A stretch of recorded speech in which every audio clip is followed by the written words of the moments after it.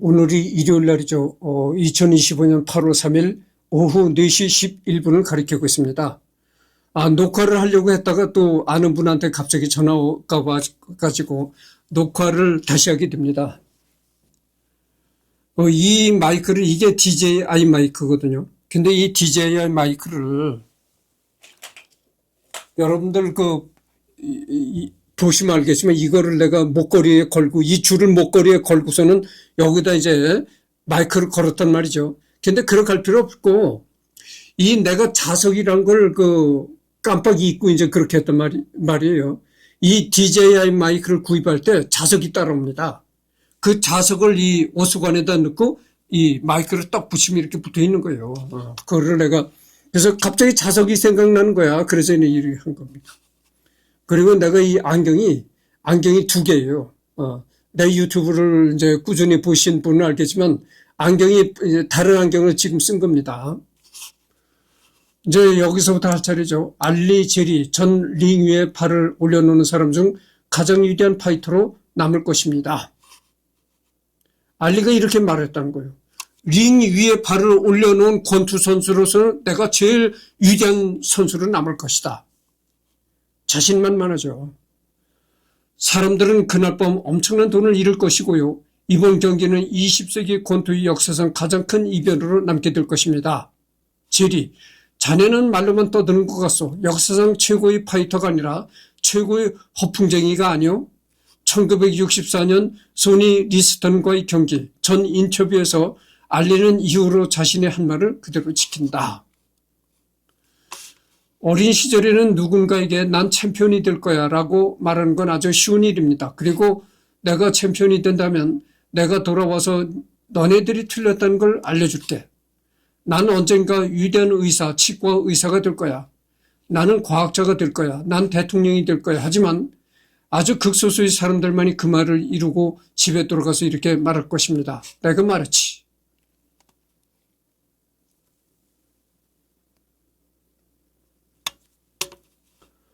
지나간 날에 가치를 매기지 말고 남은 날을 가치 있게 만들어라. 그러니까 이 말을 다른 말로 하면은 지나간 과거에 집착하지 말고 앞으로 돌아오는 날에 집착을 해라 이거죠. 지나간 일에 너무 신경 쓰지 말고 앞으로 살 날을 신경 써라, 이런 얘기가 되는 겁니다. 나는 모든 이 권리를 존중하는 유머 있는 흑인으로 자유와 정의 그리고 평등을 위해 싸운 사람으로 기억되길 바랍니다. 흑인이면서 장애인인 내가 희망의 끈을 놓지 않고 싸운 것처럼 사회의 그늘진 곳에서 소외받는 많은 사람들이 세상과 맞서 승리했으면 좋겠다. 포기하지 않는다면 성공은 가까운 곳에 있다는 것을 당신들에게 주었다면 나는 그것만으로도 충분하다. 그래서 이 무하마드 알리의 어록이 상당히 많은데 어록이 다 끝났습니다. 그리고 가족관계, 존 클레이가 이제 증조부였고 노예였던 것으로 추정된다. 이제 증조부, 무하마드 알리의 증조부는 이제 노예, 미국에서 흑인 노예 생활했던 것으로 추정한다는 거죠. 그리고 허먼 클레이 조부, 살인 혐의로 유죄 판결을 받은 적이 있다. 할아버지가 알리 할아버지가 살인 혐의로 유죄 판결을 받은 적이 있다는 겁니다. 캐시어스 마셀러스 클레이 시니어, 아버지고, 라하만 알리 남동생, 개명전 이름은 루돌프 발렌티노 클레이, 잠깐이지만 프로복싱 선수로 활동했다. 출전 체급은 형처럼 헤비급이었다. 그 다음에 조카, 이분 알리, 조카 아버지,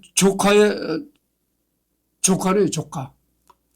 삼촌처럼 프로복싱 선수로 활동한 경력이 있으며 USBC 크루저급 타이틀을 석권한 적도 있다. 네테니얼 클레이, 이바 클레이, 이 외에 이름이 안 알려진 고정 형제들 3명이 있다.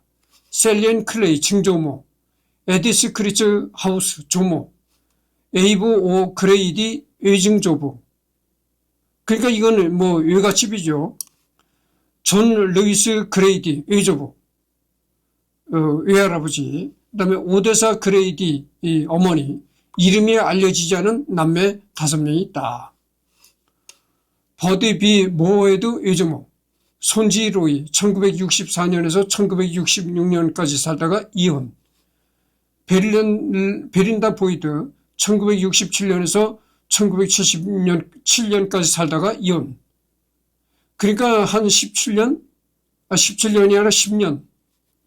10년까지 벨린다 보이드와 살다가 이혼했네요. 훗날 칼릴라 알리로 개명. 메리움 알리 장녀, 미국에서 방영된 감옥 언더커버 다큐멘터리인 A&E의 60대인에 출연한 바 있다. 국내에서는 히스토리 채널에서 방영되었다. 직업은 사회복지사이며 주 업무는 갱단가입 방지이다. 자밀라 알리, 라세다 알리, 자녀 3녀 쌍둥이, 무하마드 주니어 장남, 페트리샤 하벨, 미아 알리, 4녀, 네 번째 딸, 혼외 정사로 낳은 딸이 있다. 완다 볼튼, 법적 혼인관계가 아닌 이슬람식 결혼식을 올린 사이였다. 훗날 아이샤 알리로 개명, 칼릴라 알리 5녀, 베로니카 포르세, 베로니카 포르세는 1977년에서 1986년까지 살다가 이혼. 그러니까 이걸 보면은 그 무하마드 알리가 여자가 많았던 걸 또 알 수가 있는 거예요. 내가 전번 시간에 했던 얘기가 맞잖아요. 내가 하는 말은 다 틀림이 없는 말을 내가 하는 겁니다. 그렇잖아요. 이 유튜브를 보시는 여러분들한테 내가 뭐 쓸데없는 얘기를 하겠어요. 다 이 틀림없는 얘기를 하는 겁니다. 남자는 능력이 있어야 되고요. 그 어떤 남자가 많은 그 여자를 거느리잖아요. 그걸 보면 저 남자가 능력이 있는 남자로구나 알 수가 있는 거예요. 그 돈을 많이 벌고 능력이 있는 남자는 여러 명의 아내를 거느릴 수가 있고 또 여러 번 결혼할 수가 있는 거죠. 알리도 그런 거예요. 무하마드 알리도 링에 올라가서 주먹 한번 휘둘렀다고 하면 그 돈이 얼마입니까? 엄청난 상상하기 어려운 엄청난 돈이 들어오는 거예요. 여러분 그 타이틀 권투에서 챔피언급에 한번 오르면은 경기가 끝나면 그 가지고 가는 돈이 얼마입니까? 엄청난 겁니다. 적어도 100억대의 돈을 가지고 가지 않을까 생각을 해요. 한국 돈으로 생각을 해도. 근데 이건 더군다나 한국도 아니고 미국에서 챔피언까지 오르니까 이거 얼마입니까? 미국에서 이 권투 경기를 하면 전 세계로 중계가 되는데, 그러니까 거기에 중계방송에 따라보는 광고 뭐 이런 것까지 껴치면 뭐 이 경기 한번 뛰었다 하면 뭐 100억대도 난 너무리라고 봐요. 알리 같은 선수는 한 1000억대는 받지 않을까 이렇게 생각합니다. 그러니까 세계 사람들이 지켜보는 가운데서 링 위에 올라가서 피 튀기는 싸움을 하지. 아니 사람이라는 게 똑같잖아요. 사람은 다 똑같은 거야. 사람 심리는 다 똑같은 거라고. 누가 모든 사람이 지켜보는 링 위에 올라가서 피 튀기는 싸움을 하고 싶은 사람이 누가 있겠어요. 처절한 싸움을 하고 싶은 사람이 누가 있겠냐 이 말이에요. 그렇게 엄청난 돈이 벌리니까 하는 거예요. 그리고 그렇게 돈을 많이 벌으니까 여자도 이렇게 많이 거느렸던 겁니다. 이거는 내가 눈에 얘기를 하지만 내가 자꾸 이런 얘기를 하니까 그래 이승열이는 아는 게 돈뿐이 없다. 돈을 모르는 사람은 철이 안 난 사람이니까 철없는 사람이에요. 돈을 알아야 철이 든 사람이라니까.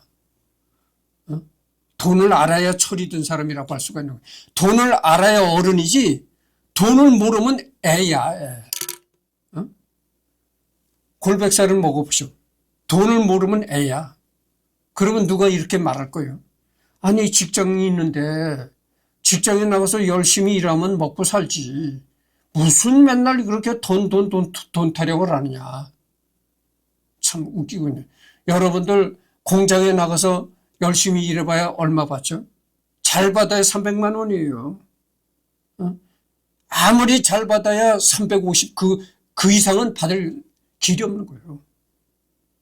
그러면 350만 원도 많이 받는 사람이에요. 보통 얼마가 되는 줄 아십니까? 남자들이 공장 나서 일하면요, 250에서 한 270, 그게 거의 다 그렇게 받습니다. 그러면 그 돈 가지고 지금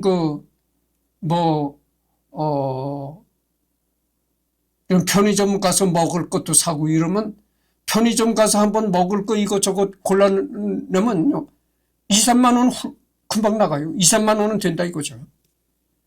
그런 시대에 250, 270이 많은 돈입니까?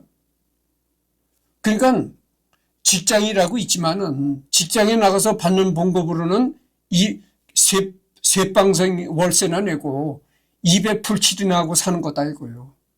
그 돈도 중요한 돈이지. 내가 한 달에 250, 270을 내가 무시하는 것이 아니고 그 돈도 중요한 거죠. 아니, 그 돈이 없으면 굶어 죽는데, 그러니까 그 돈도 중요하긴 하지만 그 돈은 그냥 월세나 내고 입에 풀칠이나 하고 살아가는 돈이다 그거요. 그러면 사람이 월세나 내고 입에 풀칠이나 하고 살아가선 되겠어요? 그럼 남의 집 월세나 내고 입에 풀칠이나 하고 살아가면 나같이 평생 혼자 살아야 돼. 응? 결혼해가지고 가족이 딸린 사람이 자기 입에 풀칠이나 하고 월세나 내고 그렇게 살았어야 되겠어요? 저축해서 집도 마련해야지. 자식을 낳으면 또 자식을 공부를 가르쳐야지. 돈 쓸 일이 태산인데. 그렇게 벌어가지고 어림도 없는 거예요. 내가 여전히 이런 말 했어. 자식을 낳으면 교육을 시켜야지. 그러니까 또 누가 뭐래. 저 사람은 자식을 가지고 공부를 많이 시켜가지고 자식들을 출세시키려고 저런다. 출세시키려고 공부를 시킨다는 것이 아니고, 이 세상 수준을 따라가야 된다 이거예요. 그 수준이 뭐냐? 지금 그러세요. 지금 거의 다 대학을 다 가요. 그럼 남들은 다 대학을 보내는데 내 자식만 대학을 못 보내면 어떻게 되겠어?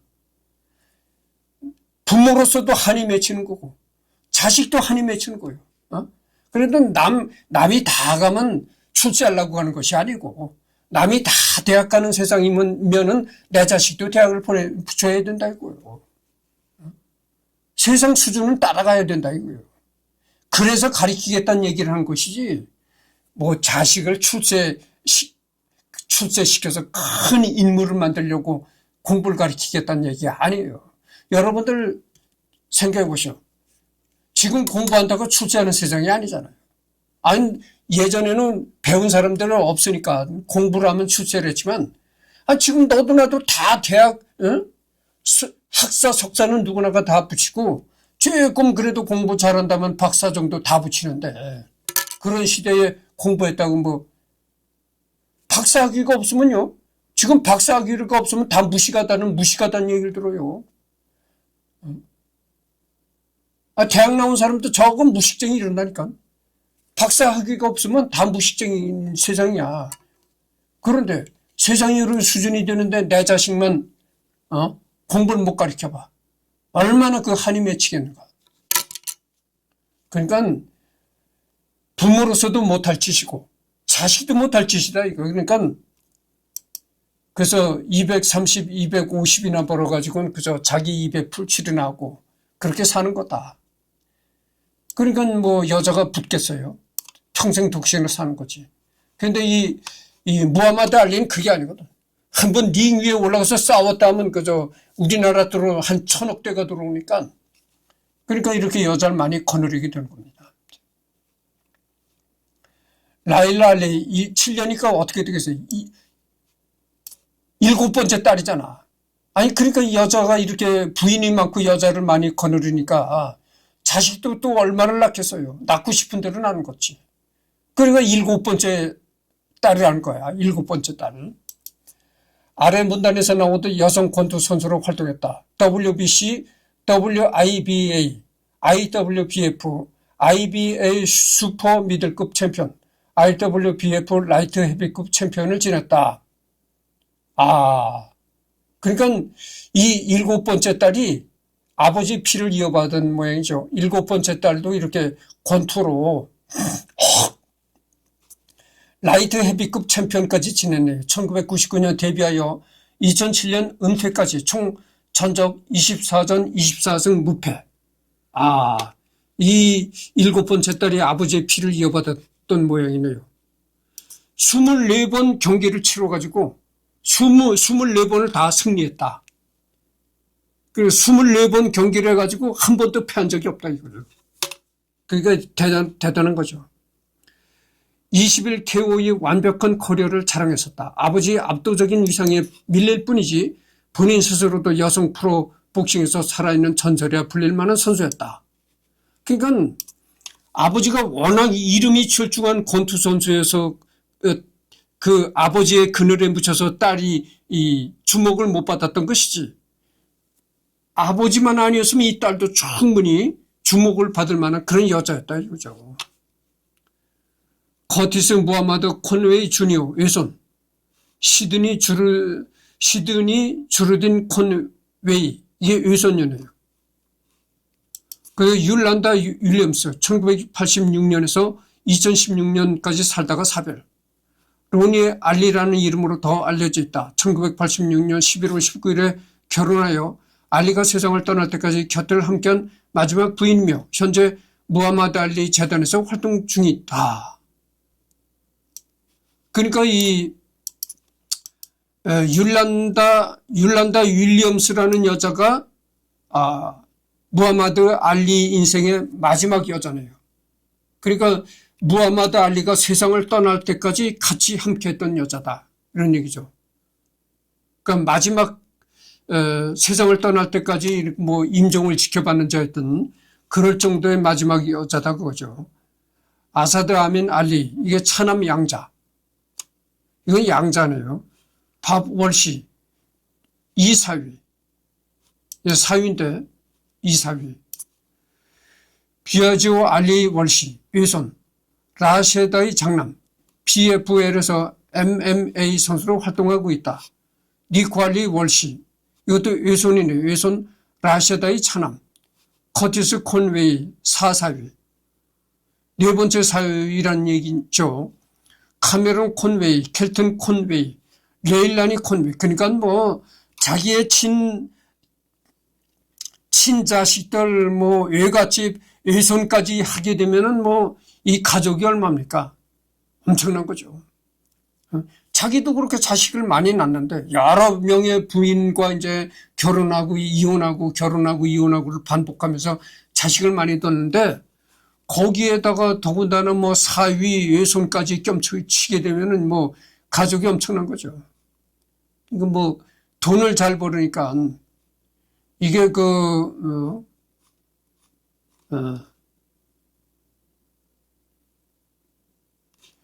이 장면이 이제 이 흰 팬츠를 입은 사람은 무하마드 알리죠. 무하마드 알리가 상대 선수를 이제 링 위에 쓰러뜨린 장면입니다.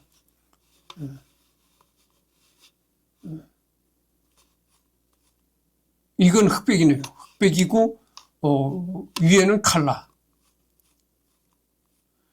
이 두 사진은 알리가 리스턴과의 2차전에서 KO승을 거두고 포효하는 장면. 그러니까 이게 리스턴이네요. 리스턴이고 쓰러져 있는 게 리스턴이고 이게 무하마드 알리다. KO승을 거뒀다 이거죠. 2차전에서 이 리스턴을 이렇게 쓰러뜨렸다 이거죠. 포효하는 장면. 이 첫 번째 사진은 전설적인 스포츠 사진작가 닐 라이포의 작품이며 그가 찍은 가장 유명한 사진이라고 할 수 있다. 이 사진을 찍을 당시 라이포는 스포츠 일러스트레이티드에 갓 입사한 22살의 신인이었고 아무리 좋은 자리를 맡으려 경기장에 빨리 도착해도 같은 잡지사의 수석 사진작가였던 허브 샤프먼에게 자리를 양보할 수밖에 없었다. 나는 사진에 관해서는 더 이상 얘기를 하지 않겠습니다. 내가 내가 아는 이승열의 지구촌 인물 탐구, 여기서 내가 수많은 유명한 사람들을 다루겠지만 사진 찍는 사람은 내가 다루지 않습니다. 왜냐하면 내가 사진은 예술이라고 내가 인정하지 않아요. 생각해 보세요. 기계로 찍어내는 게 예술입니까? 응? 그렇잖아요. 기계로 찍어내는 것이 예술이 아니다고요. 지금은 기계로 찍어내는 것도 예술이다 어쩌다 하는데 웃기는 얘기예요. 아니, 기계로 찍어내는 게 예술이면, 내가 맨날 공장에 나가서 물건을 만들고 있는데, 내가 만들어낸 물건도 그것도 예술이에요. 나도 예술가라고. 내가 맨날 공장에 나가서 일해서 물건을 만들어내는데 그 물건도 예술이라고요. 그렇게 말하면 이 세상에 예술이 아닌 게 없어. 막말로 화장실에 가서 변을 보는 것도 예술인 거예요. 사람에 따라서 변 색깔이 다르고 건강 상태에 따라서 변 모양이 다르게 나와. 그게 예술이라니까. 그런 식으로 얘기를 하면 예술 아닌 게 없어. 그래서 나는 분명히 얘기하지만 나는 사진 찍는 사람은 이 시간에 다루질 않습니다. 지구촌 인물 탐구에서 다루질 않고 사진은 내가 예술이라고 인정을 안 합니다.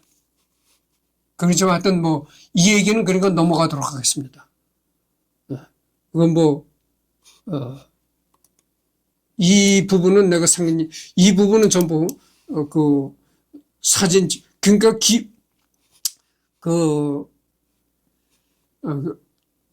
이 권투 경기를 한 걸 사진 찍는 그런 데 관한 얘기니까 이건 더 이상 얘기를 하지 않겠어요.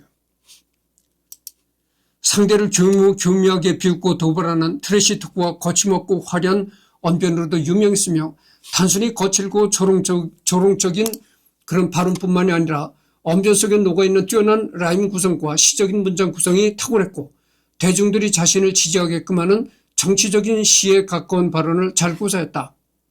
이를 바탕으로 경기 전 선수 간의 언쟁을 일으켜 대중들에게 흥미를 유발시키는 걸 즐겼다.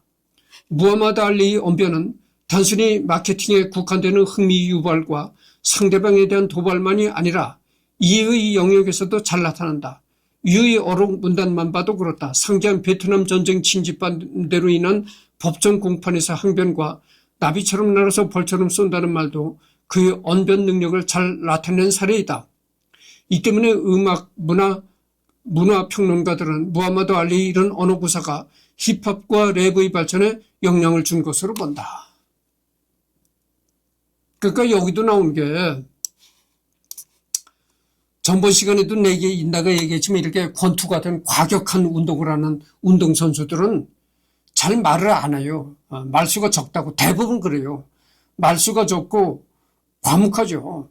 근데 의외로 이 무하마드 알리는 상당히 말하는 솜씨가 좋고 말을 많이 했다 이거요. 여러분들 말이죠. 내가 유튜브 할 땐 이렇게 말을 많이 하잖아요. 나도 말을 안 합니다, 평소에. 내가 공장에 나가 일을 하잖아요. 일할 때는 입 꽉 다물고 일만 합니다. 묵묵히 일만 하는 거예요. 그러니까 전혀 내가 이렇게 말을 안 하니까 모자리는 사람이라고 나를 많이들 봐요. 그냥 말 없이 그냥 묵묵히 일에만 몰두하니까 저건 모자리는 놈이다. 그런 거지. 그래서 내가 모자린다는 소리를 내가 많이 듣고 있는 사람이거든. 내가 이 유튜브를 함으로써 이렇게 말을 하는 것이지, 그전에는 말을 안 해요, 내가. 말할 사람도 없고, 말을 할 사람도 없고, 그렇다면 내가 공장 나가서 일해도 다 외국인인데, 외국인이라서 한국말을 잘 모르는 외국인들과 같이 일을 하는데 얘기를 할 수가 있겠어요. 그리고 공장 나가서 또 일을 한다래도 공장에서 일할 때 얘기하는 거는 일하는 얘기지, 공장에 나가서 이런 얘기를 하면 또라이라 그래. 저거 또라이. 그 전에 얘기가 좀 길어지겠는데 들어보셔. 그 전에 내가 태어났던 고향에 농부 한 사람이 있었어. 근데 그 사람 별명이 동포야, 동포. 동포, 누구든지 그 마을에서 동포라고 하면 다 통해. 동포가 별명이 된 거예요. 그게 왜냐면은 그 사람이 농사일을 하면서도 뭐 우리가 요즘에 북한과 남한을 한민족이라고 하잖아. 같은 민족이라고 한단 말이죠.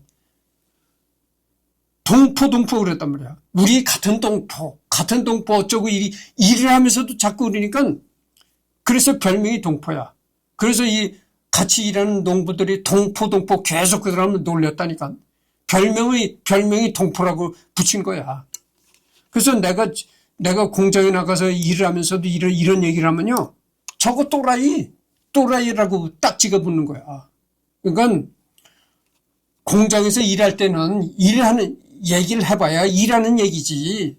그 외의 얘기를 하면 또라이가 되는 거야. 그러니까 뭐 할 얘기도 없고 할 사람이 있어도 얘기할 사람이 있어도 다 외국인이고 그러니까 뭐 이런저런 이유로 얘기할 게 없는 거지.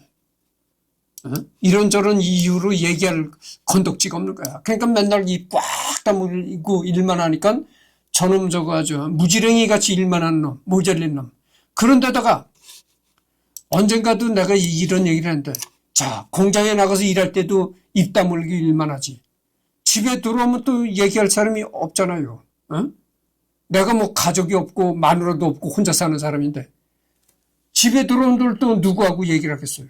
그러니까 나가서 일할 때도 얘기를 안 하고 집에 와서 생활할 때도 얘기를 안 한다 이거지. 그러니까 실어증에 걸리겠다고 내가 언젠가 얘기한 적이 있어요. 내가 유튜브를 하는 목적이 여러 가지 목적 때문에 내가 유튜브를 하는데 실어증에 걸리지 않기 위해서도 유튜브를 하는 거야. 그러니까 내가 유튜브를 하면서도 이렇게 떠들어대니까 그러지. 내가 한국 사람인데 한국말을 잃어버린다니까. 그러게 내가 말을 할 그게 없어요. 기회가 없잖아. 말을 할 기회가 없는 거야. 그래서도 내가 말을 할 기회를 만들어내기 위해서 이 유튜브를 한 겁니다. 내가. 알리를 상징하는 말인 나비처럼 날아서 벌처럼 쏜다라는 말은 원래 경기 전의 두려움을 없애기 위한 허세이자 상대를 압도할 수 있다는 자신감을 표출하는 도발이었으며 그는 정말 본인의 말대로 알리 스텝급과 알리 셔플을 이용하여 다양한 콤비를 넣거나 다양한 전략을 보여주는 플레이하며 수많은 승리를 거뒀고 이와 같은 경기전 도발을 통한 마케팅은 스포츠계에서 하나의 전술이 되었다. 더불어 자신의 권투 방식을 시적으로 정화하여 대중들이 권투에 대해 갖고 있는 경직된 이미지를 허무는 데 크게 기여한 말이기도 하다. 알리의 이런 언행일치는 마케팅과 캐릭터를 일치시킨 모범적인 사례로 유명하며 특히 풋워크와 디펜스, 펀치 콤비네이션은 후배 선수들에게 귀감이 되었다. 현란한 풋워크로도 유명한데 아예 알리 스텝이란 풋워크도 따로 있다. 알리 스텝에 대한 설명. 슈거 레이 로빈슨이 스텝의 중요성을 일깨운 이후 스텝의 발전과 활용도를 확장시킨 것이 알리라고 할 수 있다. 스텝. 그러니까 스텝이라고 하면 여러분들 사교춤 출 때 스텝을 밟는다고 하잖아요. 스텝이라고 하면 사교춤만 생각해서는 안 되는 거죠. 권투에도 이 스텝이 있다는 거죠. 프로 데뷔 이후 강제 공백기를 맞이하기까지 1960년부터 1967년까지 알리는 30전 전승, 타이틀 9차 방어에 성공하여 복싱 역사상 가장 압도적인 선수로 평가받는다. 그 중에서도 1966년 3월부터 1967년 3월까지가 가장 압도적이었는데 알리는 그 1년 사이에만 무려 7번의 경기를 치렀고 모두 승리했다. 단순 경기수만 놓고 본다면 1961년에 8번, 1962년에 6번의 경기를 치른 적이 있긴 하다. 하지만 66년도, 67년도의 기록이 대단한 점은 이 시기가 바로 알리가 베트남전 징병을 거부하면서 FBI에게 일거수일투족을 감시당하는 등 미국 정부에게 가장 심한 압박을 받는 동시에 법정 싸움이 본격적으로 시작된 시기였다는 점이다. 그러니까 이제 베트남전 징병을 거부해가지고 FBI한테 일거수일투족을 감시받았다 이런 얘기죠. 61년부터 62년과 달리 이 당시 알리는 헤비급 챔피언으로서 매 경기가 타이틀 방어전이었기에 대중들의 관심도 엄청나게 높았던 그야말로 정신적 고통이 가장 심할 때였다. 그리고 알리는 이 1년간 타이틀 방어 7전 전승이라는 대기록을 마지막으로 징병 거부에 대해 유죄 판결을 받아 선수 자격과 챔피언 타이틀을 박탈당하고 1967년 1심에서 유죄 판결이 1970년 2심에서의 무죄 판결로 뒤집어질 때까지 선수 생활을 아예 하지 못했다. 그래서 한때는 그 월남전 참전에 거부해가지고 한때는 그 챔피언 타이틀까지 또 박탈당했었다 이렇게 나오네요. 그런데 나중에는 이게 무죄 판결을 받아가지고 도로 돌려받았죠. 이제 챔피언 타이틀을. 지금 멀쩡히 유지 중이던 챔피언 타이틀을 강제로 빼앗긴 것인데 이 때문에 일각에서는 알리가 강제 공백기만 겪지 않았더라면 우리가 아는 지금의 알리보다 훨씬 더 압도적인 모습과 대단한 기록을 써내려 갈 수도 있었을 거라며 아쉬워하기도 한다. 이후 복귀는 1967년 3월 20일 졸라폴리와 치른 방어전 이후로 약 3년 7개월이 지난 1970년 10월 26일 제리 쿼리와의 경기였다. 지금 31분을 지나고 있습니다. 조금 더 해야 되겠습니다. 은퇴 후 아세니오 홀쇼에 게스트로 출연한 적이 있다. 토크쇼 진행 도중에 최근 주목하는 복서가 누구냐는 질문에 마이크 타이슨을 뽑았는데 이후 진짜 타이슨이 슈거 레이 레너드와 함께 깜짝 게스트로 등장하였다.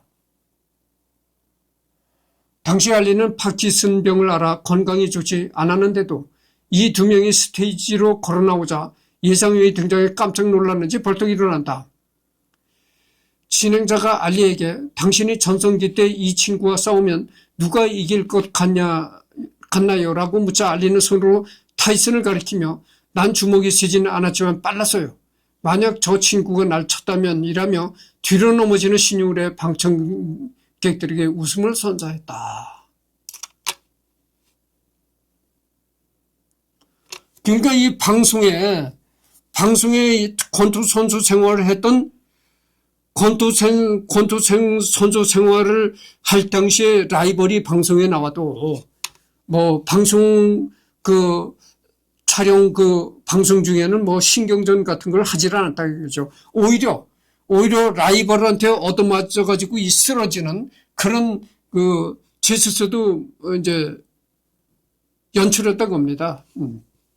그래서 방청객들이 이제 웃음을 터뜨렸다 이거죠. 그러니까 그때 당시 라이벌이었던 타이슨이 출연했는데 이 사회자가 그랬다는 거예요. 이 사람하고 붙으면은 타이슨을 지금 주먹으로 꺾을 수가 있느냐 이렇게 얘기를 하니까 이렇게 타이슨 주먹으로 얻어먹고 뒤로 나가 자빠지는 신용을 하더라. 그래서 사람들을 웃겼다 이거죠. 그러자 타이슨이 손자를 치며 저는 알리의 말을 안 믿어요. 왜냐하면 저분은 저보다도 강한 펀치인 조지 포먼, 어니 쉐이버스에 맞고도 이겨낸 위대한 챔피언이에요. 그러니까 정말 그 선배의 그 후배죠. 알리가 이렇게 겸손하게 타이슨의 주먹을 맞고 넘어지는 그런 제스처를 하니까 타이슨도 저 알리는 말은 저렇게 하지만 상당히 강한 펀치를 가진 분이다. 이렇게 이제 얘기를 하는 거예요. 저도 제가 대단한 걸 알지만 모두의 머리가 고개 숙이고 모두의 혀가 진실되게 말해야 하는 가장 위대한 사람은 여기 이분입니다. 그러면서 이제 타이슨을 무하마드 알리를 죽여 세우는 거죠. 라고 답했고 방청객들은 환호했다. 여기서 타이슨이 뒷붙여서 하는 말이 오히려 꼬맹이였던 저야말로 알리의 모습을 지켜보면서 그의 행동을 따라하면서 나는 무적이다. 나는 누구와 싸워도 이길 수 있다라는 자신감을 얻을 수 있었습니다. 알리는 제가 강해질 수 있게 된 힘이었죠. 그래서 타이슨이가 말하는 거예요. 나는 무하마드 알리를 놀 모델로 삼아가지고 여기까지 왔다. 이건 무하마드 알리라는 존재가 없었으면은 나도 이 이런 위치에까지 오질 못했다. 이런 얘기죠. 단순한 기술적인 측면만 아니라 쇼맨십이나 자신감이나 선수로서 마음가짐 같은 당장 피지컬 그리고 경기 사회적인 면으로도 알리가 후대 복서들에게 남긴 족적을 누구나 느낄 수 있다.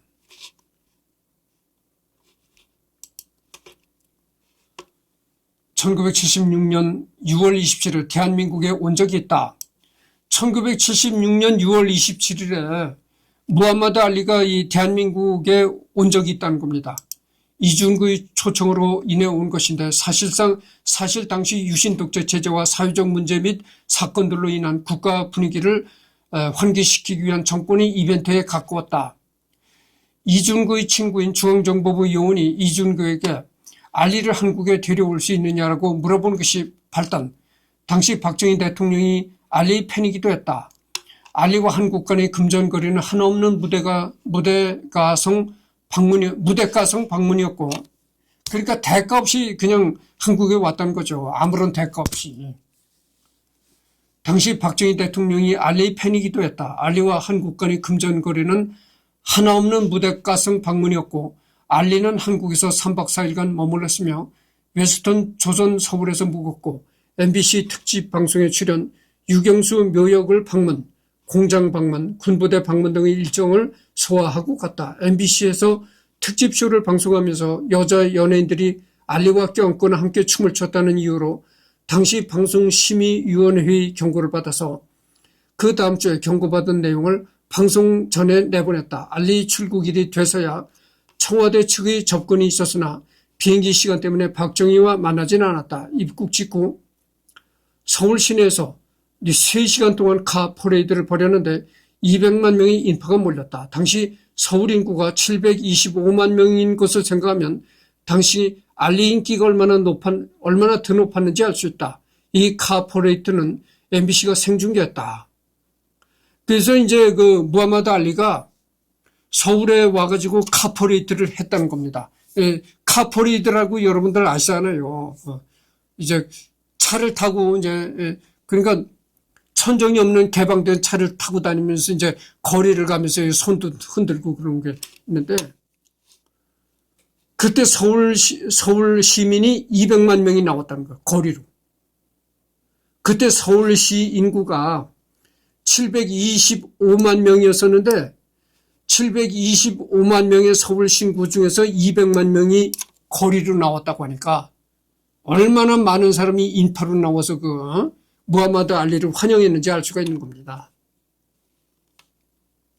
이 카 퍼레이드를 MBC가 생중계했다고 여기 나오네요. 그래서 지금 38분을 경고했습니다. 여기서 이제 끝내고 요즘엔 내가 시간이 많다고 했잖아요. 내일도 놀고 내가 목요일날 출근하니까, 그러니까 이거는 또 다음 시간에 하도록 하겠습니다.